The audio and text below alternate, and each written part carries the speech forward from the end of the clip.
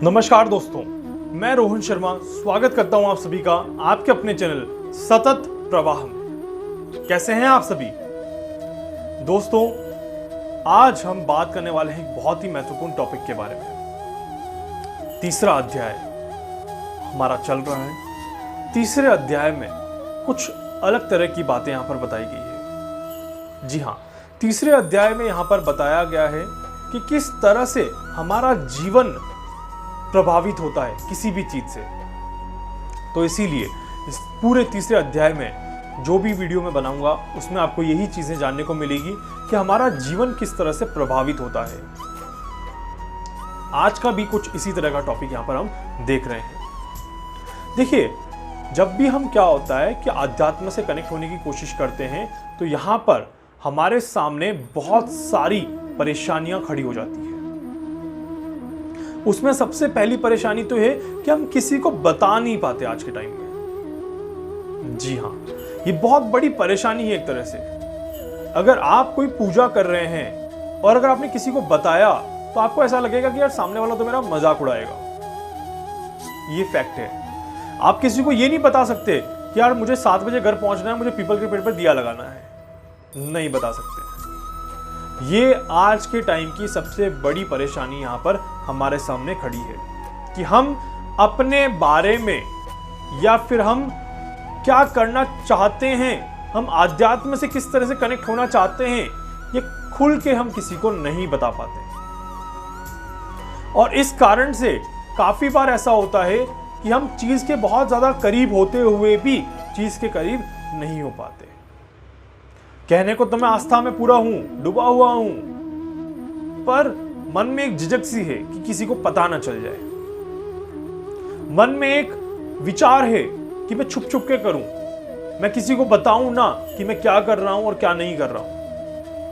अगर किसी को पता चलेगा तो वो मेरा मजाक उड़ा सकता है। ऐसे चांसेस यहां पर दिखाई देते हैं। तो देखिए, यही कहीं गीता में बताया गया है कि सबसे इंपॉर्टेंट चीज क्या है कि आप सबसे पहले अपने विश्वास को जागृत करें। आध्यात्म से जुड़ तो गए हैं, कहने के लिए हनुमान चालीसा तो पढ़ रहे हैं दिन में 2 बार, बट क्या हकीकत में आप आध्यात्म से जुड़ पाए हैं? या फिर टाइम पास तो नहीं कर रहे हैं, या स्वार्थ के लिए तो नहीं कर रहे हैं कि मैं स्वार्थी होके, मैं खुद का सेल्फिश होके थोड़ा सा किसी ने कहा है इसलिए करना है, मेरा एक काम निपट जाएगा उसके बाद नहीं करूंगा। क्या ये आपके विचार तो नहीं है? जी हां, यही गीता में बताया गया है कि हम कहीं नकारात्मक तो नहीं हो रहे हैं। इन चीजों को करने के बावजूद भी हम कहीं नकारात्मक तो नहीं हो रहे हैं।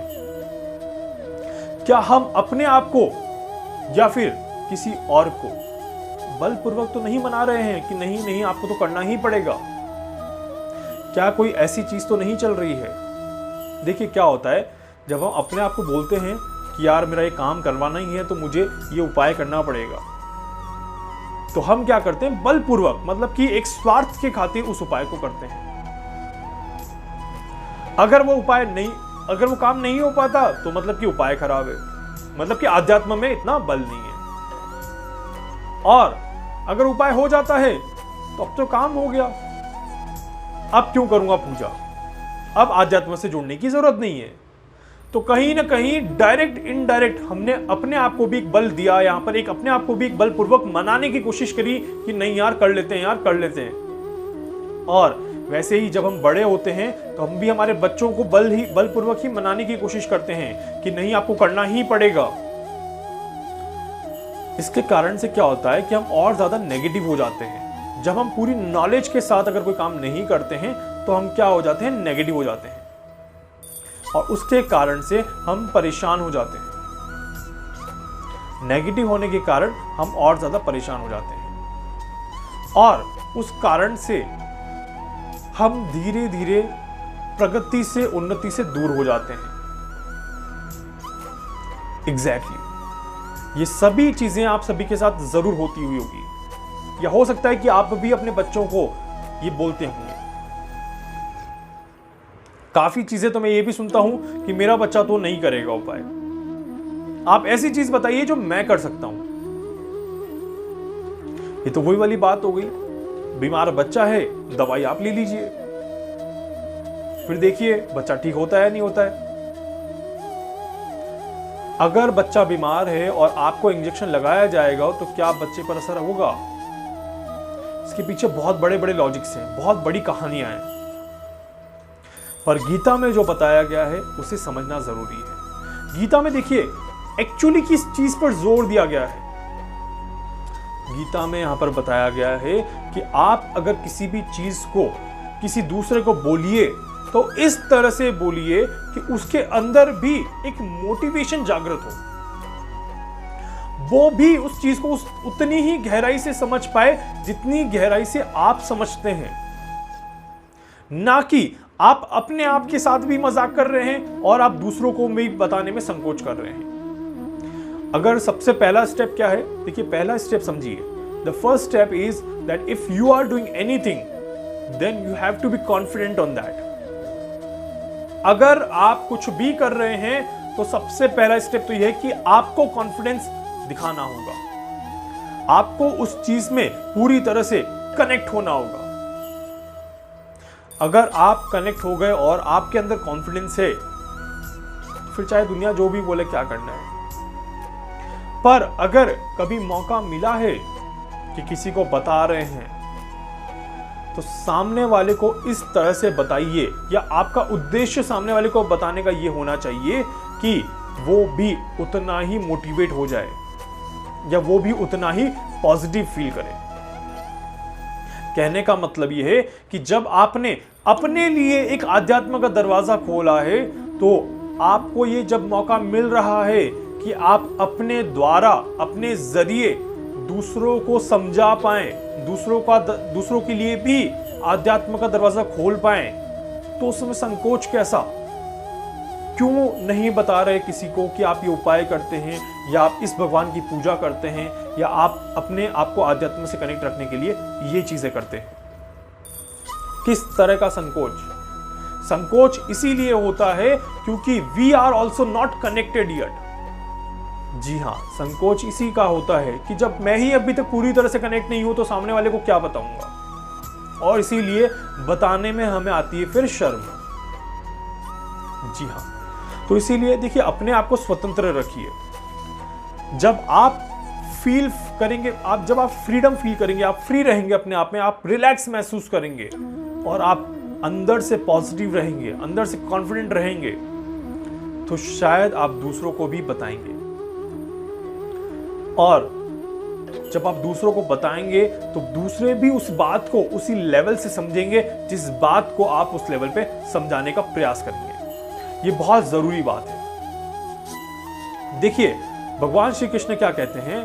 भगवान श्री कृष्ण कहते हैं कि जीवन में उतार चढ़ाव तो आते रहेंगे,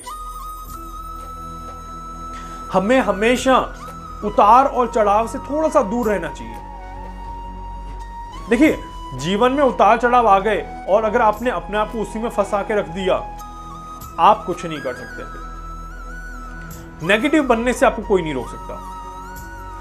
जीवन में उतार चढ़ाव तो आते रहेंगे, आपको क्या करना है? अपने आप को वहां से थोड़ा सा परे रखना है, थोड़ा सा दूर रखना है।